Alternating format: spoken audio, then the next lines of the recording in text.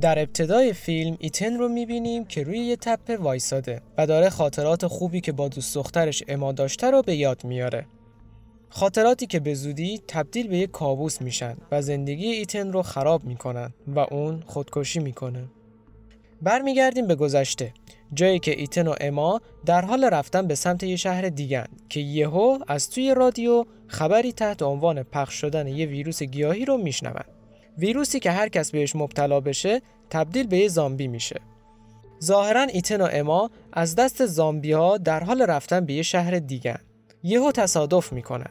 ایتن به هوش میاد و متوجه میشه اما نیست و جالبتر این که دستش باندپیچی شده و اسم اما هم روشه. اون گیج و مبهوت توی یه شهر متروکه به دنبال اما میگرده، شهری که هیچ اثری از انسانها نیست و ظاهراً به طور کامل تخلیه شده. یهو یه کامیون جلوش ظاهر میشه. یه مرد با اسلحه ازش بیرون میاد. ایتن هم میدوه میره پیشش تا ازش درخواست کمک کنه.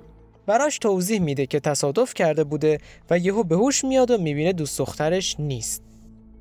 مردم تا این حرف رو از ایتن میشنوه سریع به سمتش شلیک میکنه. ایتن هم پشت یه دیوار قایم میشه تا زمانی که متوجه صدای تفنگ یه نفر دیگه میشه. ظاهراً یه نفر مرده رو میکشه که در واقع یه زن به اسم میه. ایتن میاد و اتفاقاتی که براش افتاده بوده رو تعریف میکنه، اما یهو حالش بد میشه و میفته زمین. وقتی به هوش میاد میفهمه توی خونه میه. با هم روزنامه‌هایی که به دیوار چسبیده شدن رو میخونن. ظاهراً راجع به همون ویروس گیاهیه که در صورت ابتلا بهش فرد تبدیل به زامبی میشه، اما از نوع گیاهی. یهو برقای خونه میره.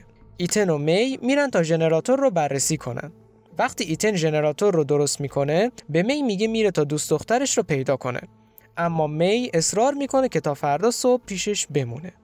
نصف شب ایتن توی خواب خاطراتی که با اما داشته رو به یاد میاره. از خونه میزنه بیرون، سوار ماشین میشه و تمام شب رو رانندگی میکنه تا اینکه بالاخره میرسه به خونه‌ای که قرار بود با اما داخلش زندگی کنن.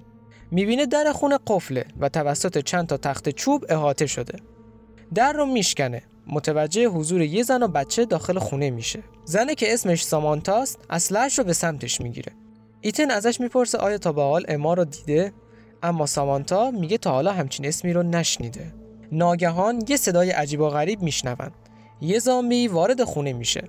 ایتن و سامانتا بلافاصله سعی میکنن در رو ببندن تا زامبی نتونه بهشون حمله کنه، اما زامبی موفق میشه سامانتا رو گیر بندازه. ایتن هم بدون معطلی با چکش چندین بار توی سر زامبی میزنه تا از بین بره. چند دقیقه بعد سامانتا توضیح میده که این زامبیای گیاهی هیچ جوره نمیمیرن و به نحوی دوباره زنده میشن. در هر صورت ترجیح میدن برن بخوابن. وقتی ایتن از خواب بلند میشه میبینه صورتش خونیه و سامانتا به شکل وحشتناکی کشته شده و ویروس گیاهی هم داره توی بدنش پخش میشه. از جاش بلند میشه و از خونه میزنه بیرون. میبینه یه دختر که تبدیل به زامبی شده داره پسر سامانتا رو میخوره. زامبی به سمت ایتن میاد و در کمال ناباوری مثل یه انسان وحشت زده رفتار میکنه، انگار که میخواد یه چیزی به ایتن بگه، اما می از راه میرسه و اونو میکشه. ایتن به صورت اتفاقی متوجه تلفن اما توی لونه پرنده میشه که یه ویدیو از خودش برای ایتن به جا گذاشته.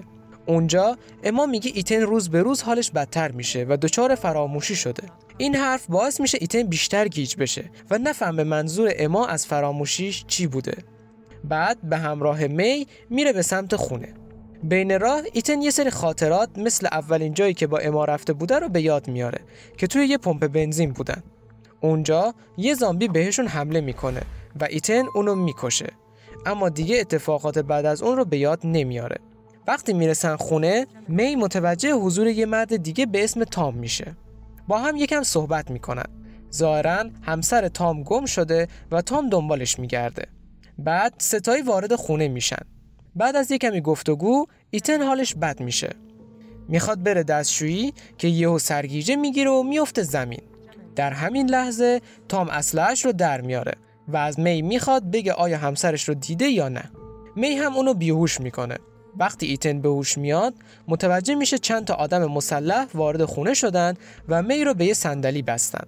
تام زمانی که به هوش میاد میگه احتمالاً می یه بلای سر زنش آورده. ایتن رو با خودش میبره طبقه بالا تا یه مدرکی گیر بیاره. ایتن متوجه گردنبند اما میشه و با خودش فکر میکنه شاید می بلایی سرش آورده باشه. با اسلحه میره پیشش و تهدیدش میکنه بگه اما کجاست، اما می چیزی نمیگه. دوتا مرد میرن به سمت سوله‌ای که کنار خونه می بوده. یکیشون یه در مخفی پیدا میکنه و متوجه میشه اعضای گروهش اونجا بستری شدن و اعضای بدنشون از هم جدا شده. مرده دوستش رو خبردار میکنه، اما یهو پاش به یه تله برخورد میکنه و کل سوله منفجر میشه. تام هم از دست می عصبانی میشه و میخواد به سمت شلیک کنه، اما می که اسلحه‌اش رو قبلا دستکاری کرده بوده با شلیک تام دست خودش از بین میره. در همین حال ناگهان ایتن به سمت تام حمله ور میشه و اونو میکشه و اینجا میبینیم که ایتن هم به ویروس گیاهی مبتلا شده. صبح روز بعد وقتی از خواب بیدار میشه هیچی یادش نمیاد و با می میره جنگل. در همین حال خاطره از خودش و اما رو به یاد میاره که با هم میرن به سمت کلبه‌ای که یه خانواده داخلش زندگی میکردن. اونجا با مردی به اسم کای آشنا میشن و وارد خونش میشن. ایتن یهو به خودش میاد و میبینه می در حال شکار کردن یه حیوونه. وقتی اسم اما رو روی باند زخمش نگاه میکنه میبینه برخلاف دفعات قبل این بار با رنگ سبز دورش شکل قلب کشیده شده. به می شک میکنه، اسلحه‌اش رو به سمتش میگیره.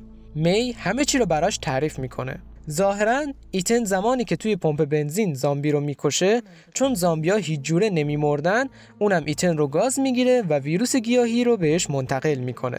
می توضیح میده که وقتی زامبی گوشت تازه انسان رو بخوره باعث میشه از حالت زامبی بودنش خارج بشه و مثل انسان رفتار کنه و زمانی که اونا رفته بودن خونه کای، ایتن حالش بد میشه. اونا میفهمن احتمالاً اون به ویروس گیاهی مبتلا شده. کای اما رو تهدید میکنه تا بگه قضیه از چه قراره. همسر کای میره طبقه بالا ببینه چه خبره که یهو ایتن بهش حمله میکنه. در همین حال اما هم کای رو زخمی میکنه و با هم درگیر میشن که منجر به زخمی شدن اما میشه. اما در نهایت اما موفق میشه با تفنگ کای رو بکشه. ایتن هم زن و بچه کای رو میکشه و از گوشتشون تغذیه میکنه که باعث میشه به حالت انسانی خودش برگرده. و بالاخره معلوم میشه می همون اماست و سالهای زیادی میگذره که اما برای زنده نگه داشتن ایتن گوشت آدما رو که باید تازه هم باشه به خوردش میداده تا در حالت انسانیش بمونه و برای سالهای طولانی این کار رو انجام میداده تا اینکه رفته رفته ایتن همه چی رو فراموش میکنه و حتی اما رو هم به یاد نمیاره. حالا همون صحنه‌ای که ابتدای فیلم دیدیم نمایش داده میشه، جایی که ایتن خودش رو میکشه، اما چون دیگه به ویروس زامبی مبتلا شده نمیمیره. اما هم میاد پیشش و شروع به لب گرفتن و عشق بازی میکنن. در همین حال ایتن تبدیل به زامبی میشه و اما رو هم میکشه و تبدیل به زامبی میکنه. تمام خاطرات از جلوی چششون میگذره و در آخر هر دوشون دست همو میگیرن و به سمت جنگل میرن.